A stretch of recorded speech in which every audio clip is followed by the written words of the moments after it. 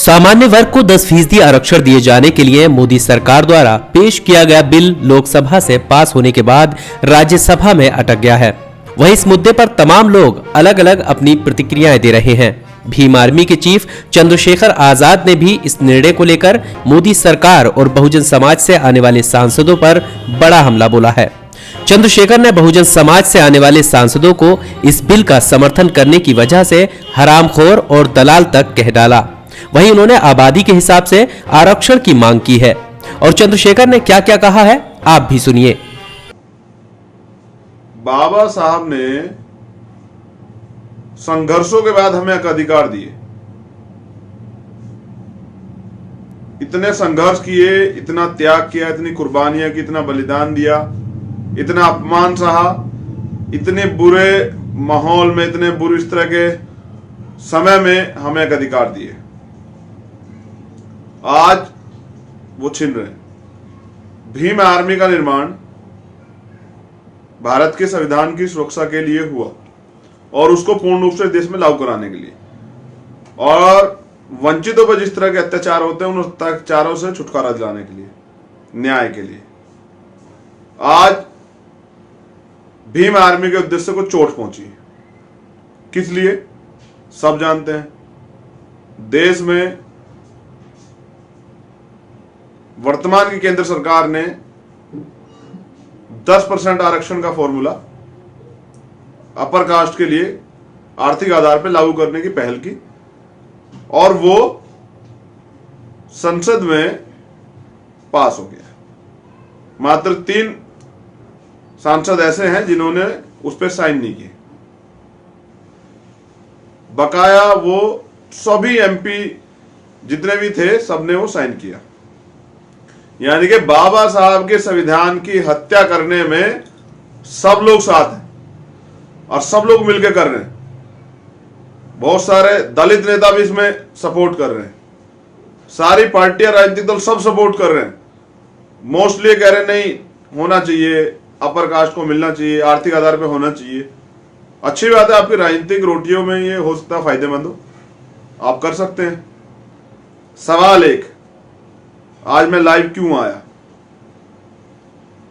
कहीं ऐसा ना हो कि हमारे नौजवान, हमारे समाज का बुद्धिजीवी वर्ग ये ना सोच बैठे कि चंद्रशेखर भी इस राजनीतिक लालसा में गलत का विरोध ना करे, वो भी चुप रहे। ये मुझसे नहीं होगा।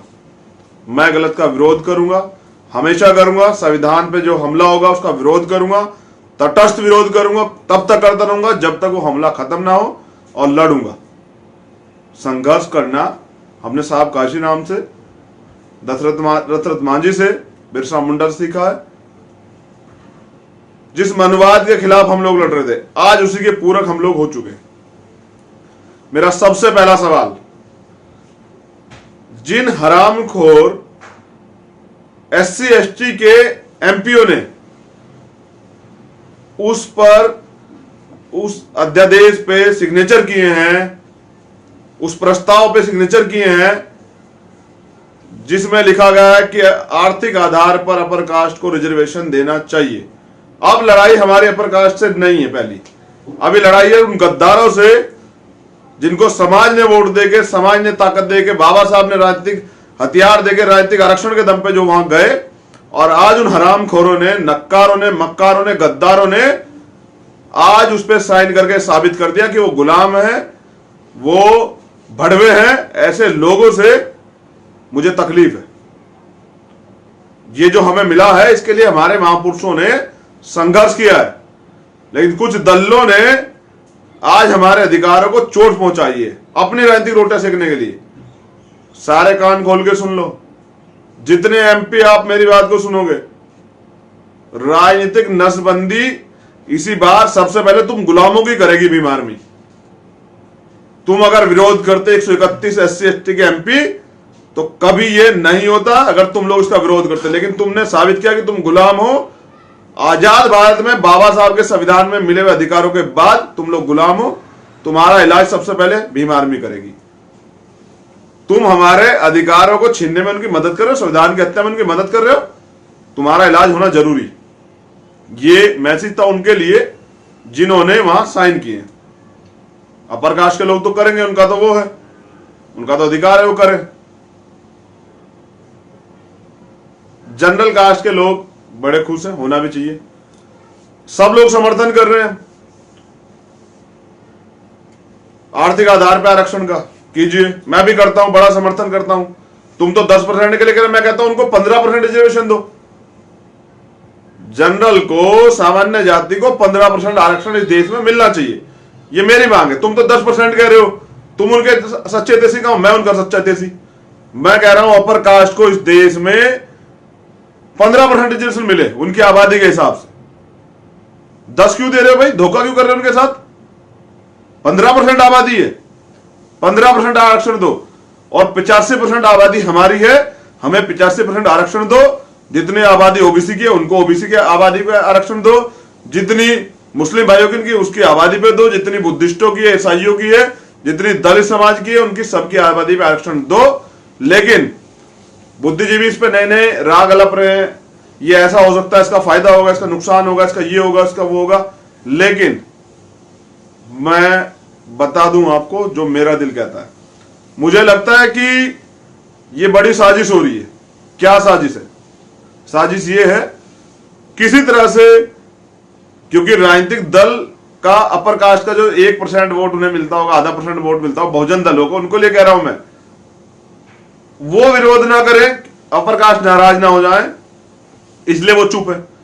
लेकिन सवाल ये है, एक बार आर्थिक आरक्षण का फॉर्मूला इन्होंने लागू कर दिया संविधान की हत्या करके, तो समझ लीजिए बुद्धिजीवी कुछ भी कहें, ये मुझे लगता है बहुजन स्वतंत्र आवाज को इस देश से जातिगत आरक्षण समाप्त करने की तैयारी चल रही है। उसका पहला हमला, उसकी पहले जो परिकल्पना तैयार की गई है वो आर्थिक आधार पर आरक्षण लागू करने के लिए ये किया जा रहा है कि एक बार आर्थिक आधार पर आरक्षण की स्थिति लागू हो, स्पष्ट हो, उसका कोई विरोध ना करे, और जब वो लागू हो जाए तो ये लोग हरामखोर लोग, ये संघी लोग जो संघ की मांग से लागू करते हैं, इनको पता दोबारा सरकार शायद ना आए, इसी बार लागू करा दो आर्थिक रूप से आरक्षण। और फिर इनके सुप्रीम कोर्ट में बैठे जज वो कहे कि नहीं, इस देश में आर्थिक आधार पर आरक्षण लागू होना चाहिए। मैं स्पष्ट बता दूं, मुझे बड़ी साजिश की बू आ रही है कि एक बार आर्थिक आधार पर आरक्षण लागू करवा के ये जातिगत आधार पर आरक्षण को खत्म करना चाहते हैं। कहेंगे जातिगत आधार पर नहीं होना चाहिए, आर्थिक आधार पर होना चाहिए। अपर कास्ट को मिलकर आप दलित को, ओबीसी को, इनके लिए भी सोचेंगे। इस तरह से हमारे जो जातिगत आधार पर आरक्षण मिला उस पर हमला है, बड़ा हमला है। ओबीसी को जागना होगा। ओबीसी भाइयों को इसका, ये तुम्हारा अधिकार छीना जा रहा है। 60% आरक्षण हो ही नहीं सकता है, संविधान की मूल भावना के साथ खिलवाड़ है, हमला है, सुप्रीम कोर्ट के डिसीजन पे हमला है। दूसरी बात मैंने बता दी आपको जो चीजें मेरी समझ में आ रही है। जो अपर कास्ट के लोग आज चिंगाड़ मार रहे हैं, जो बहुजन दल के लोग आज चिंगाड़ मार मार कर रहे नहीं होना चाहिए, होना चाहिए। अभी ताजी 2 घटना याद दिला रहा हूं कि आरक्षण का भाव, आरक्षण का जो ध्येय है वो जातिवाद क्यों है। अभी 2 उदाहरण है। दलित समाज का राष्ट्रपति हो सकता है लेकिन मंदिर में नहीं जा सकता है, अपवित्र हो जाएगा। ओबीसी समाज का मुख्यमंत्री हो सकता है लेकिन जिस दिन मुख्यमंत्री पद से हटेगा उसको गाय के मूत्र से वो किया जाएगा, धोया जाएगा, साफ किया जाएगा, क्योंकि अछूत है। अभी एक शेड्यूल कास्ट की जज थी, उसका पीए था एक अपर कास्ट का व्यक्ति, कैमरा लगाया तो चेक हुआ कि वो थूक के पानी में थूक घोल के वो जज साहिबा को पिलाता था। सैकड़ों उदाहरण है, हजारों उदाहरण है, लाखों उदाहरण है। देश में हर जगह जातिवाद होता है। जाति के नाम पे, मूंछ रखने पे, अच्छे कपड़े पहनने पे, अच्छे बाल रखने पे, चश्मा लगाने पे, घोड़ी पे बैठने पे, बारात निकालने पे, अच्छी जगह खाना खाने पे, बराबर में बैठने पे हत्याएं होती हैं, जला दिया जाता है, निकाल दिया जाता है। आज भी अगर अपर कास्ट की शादी से कोई दलित समाज का बच्चा है, ओबीसी समाज का बच्चा विवाह कर लेता है, उसको सरेआम जलाया जाता है, निकाला जाता है, गांव से बाहर कर देता है। ऐसे देश में जहां जातिवाद चरम सीमा पे, अगर वहां आर्थिक रूप से, आर्थिक आधार पर आप आरक्षण की बात करते हैं तो आप बड़ा धोखा कर रहे हैं। हम इसमें बिल्कुल साथ नहीं है। अगर भीम आर्मी के होते हुए संविधान में दिए हुए अधिकार, संविधान की मूल भावना छेड़छाड़ होगी, आंदोलन करेंगे, रोड पे आएंगे, कुछ भी करेंगे, लेकिन संविधान को बंटने देंगे, कटने देंगे, संविधान को खंडित नहीं होने देंगे, संविधान की सुरक्षा के लिए सब कुछ करेंगे। बहुजन हिताय बहुजन सुखाय, याद रखिएगा, बहुजनों की बात कीजिएगा, बहुजनों के सम्मान की इस लड़ाई में मैं बहुजन नेताओं से भी कहता हूं कि वो भी इसमें साथ दें। ठीक है, प्रेस कॉन्फ्रेंस बहुत हो चुकी है, अगर ये राज्यसभा जाता और वहां इस पे बात होती तो हम लोग रोड पे आएंगे। आपसे भी निवेदन है, जो बहुजनों की बात करते हैं, बहुजनों के साथ रहते हैं, बहुजनों के दम पे राजनीति करते हैं, बहुजनों के वोट पे राजनीति करते हैं, वो भी हमारे साथ आए। हम अपने हक अधिकार को छीनने नहीं देंगे, हम अपने लोगों के साथ खड़े हैं, आखिरी दम तक लड़ेंगे। बाबा साहब के दिए गए संविधान को जो व्यवस्था है उसमें हमें इतने संघर्ष के बाद मिली है, फ्री में किसी को लेने नहीं देंगे। जो मलाई चाटना चाहते हैं, जो इस तरह की बात करते हैं, आज वो लोग तैयार रहें। इस देश में जब तक भीम आर्मी है, बहुजन संगठन है, बाबा साहब के बच्चे हैं, तब तक इस देश के संविधान की अवहेलना नहीं होने देंगे। जय भीम, जय भीम आर्मी की पूरी टीम तैयार है।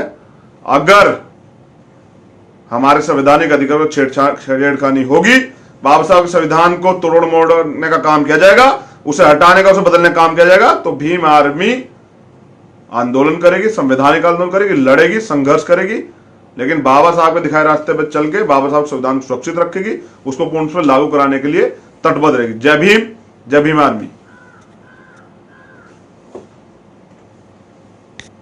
अगर अभी तक आपने चैनल को सब्सक्राइब नहीं किया है तो प्लीज़ सब्सक्राइब कीजिए और ताज़ा अपडेट पाने के लिए बेल आइकन को दबाना ना भूलें।